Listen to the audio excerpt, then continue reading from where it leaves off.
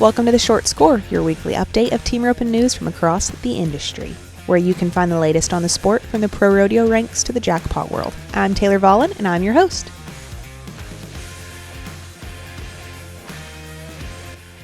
Hey everyone, welcome back to The Short Score. I'm sure you all missed me. It's your host, Taylor Vollen. I'm of course just teasing, but really, welcome back to a new year with The Short Score. It's the start of March, so clearly I have wasted quite a bit of time, and so I don't want to waste any more, and I think we should just jump right into it. A few weeks ago, we of course wrapped up one of the biggest winter rodeos in Fort Worth, and the team that came out on top had some relatively newer names, I guess you could say, depending on what part of the country you're from. Corbin Cully and Trent Vaught made quite the statement with their Fort Worth Stock Show and Rodeo win. They were 5-4 in the Clean Slate Finals to take the win, and they pocketed $24,900 a man in Fort Worth. So quite the big trip. And we are playing a little bit of catch-up here on today's episode, and I'm bringing you some of my conversation with Corbin. Hopefully, Corbin, if you hear this, you don't mind. Well, congrats on Fort Worth.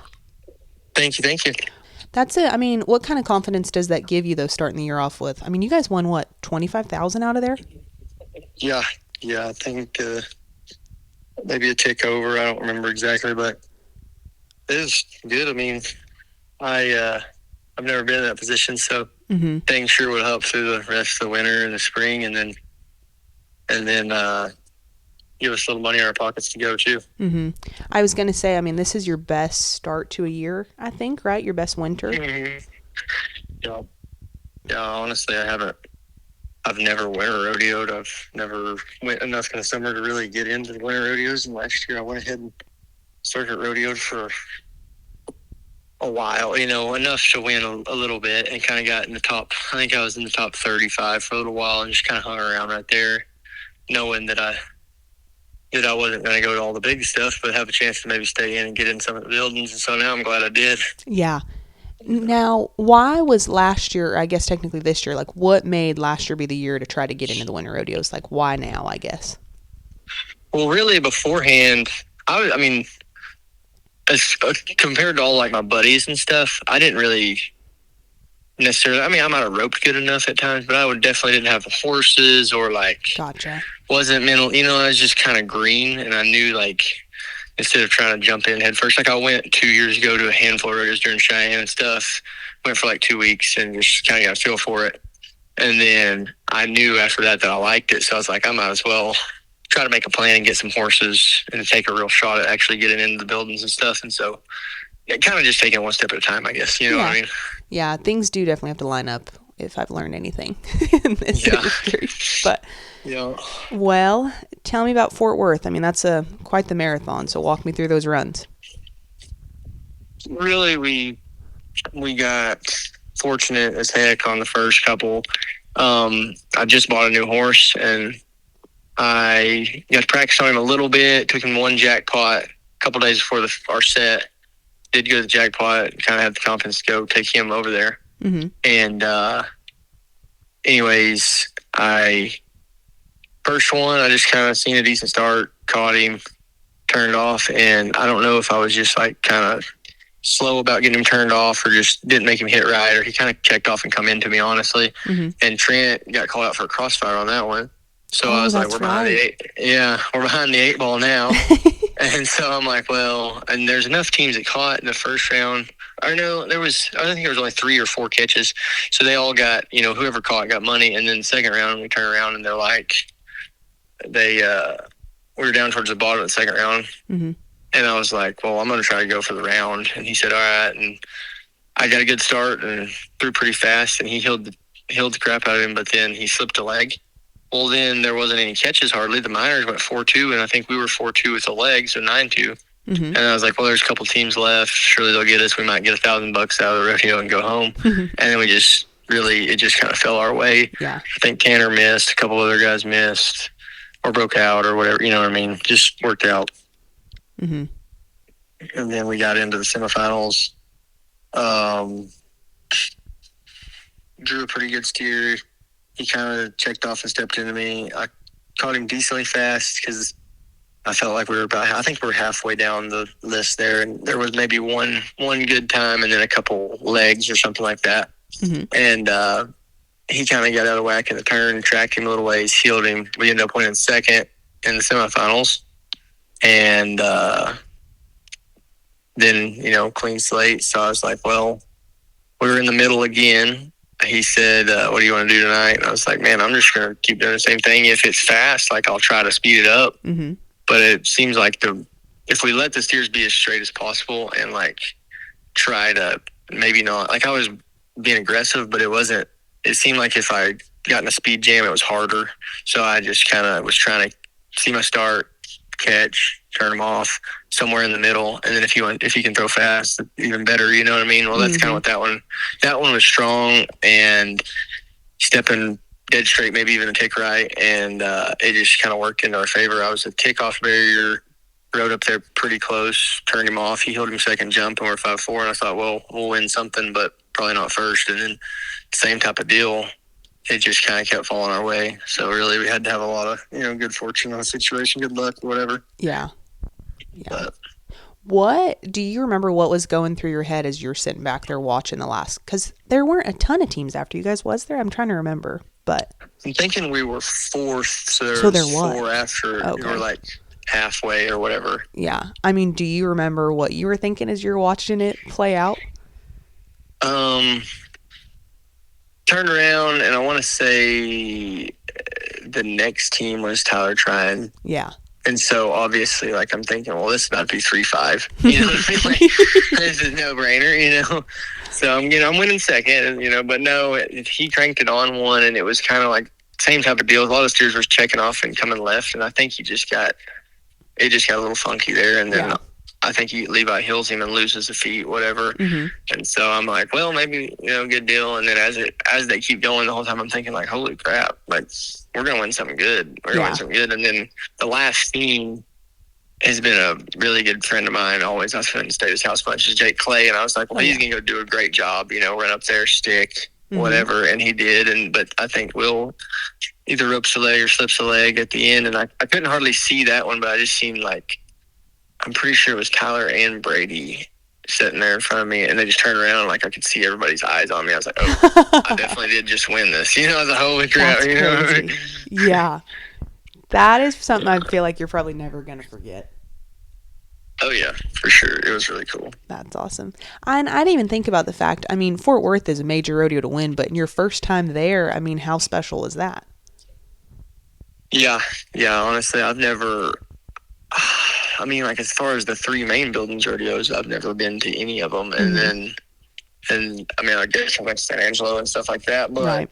I was just like, this is pretty cool. It's a pretty cool rodeo. And then it's nice because it's only like an hour and a half from my house. So about 2 hours, honestly, after traffic. But I cruised down there and it was just like, this is pretty sweet rodeo. And then to even win it was even better, Yeah. And it had my girlfriend, some family around and stuff. Like that's really awesome. Cool. Yeah.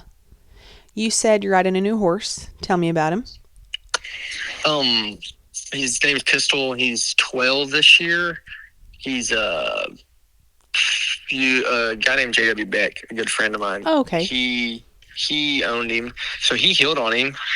I think he had him as a colt, or pretty young at least, and he healed on him and won. I think he's won the Great Lakes circuit 2 or 3 times on him healing, and then they started heading on him, a little later on, and he took to it. And then JW is originally from Southeast Oklahoma, where I'm from originally. Gotcha. But he moved to Iowa. He married a girl that's it's really a small world, like, like the Western industry, small world type thing. Because, like, my girlfriend and his wife's families live 10 miles apart. 10 hours from where we're all from, but we're all, down in the same area. But then, anyway, so long story short, I kind of get to know him from going up there and going to some of the Great Lakes circuit rodeos and stuff like that, and going over practice at his house. Well, he let me ride him a few times, and I really liked him, and I couldn't really come up with the money for a while. And finally, this winter, I called him after Denver. I said, man, I need a horse. Like, I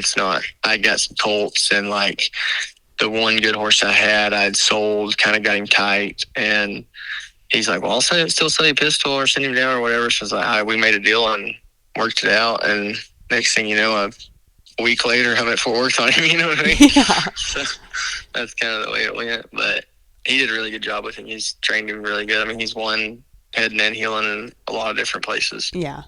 That's neat. That's a pretty interesting little story, like you said.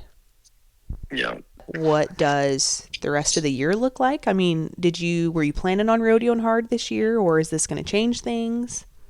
What's it looking like? We had talked about it.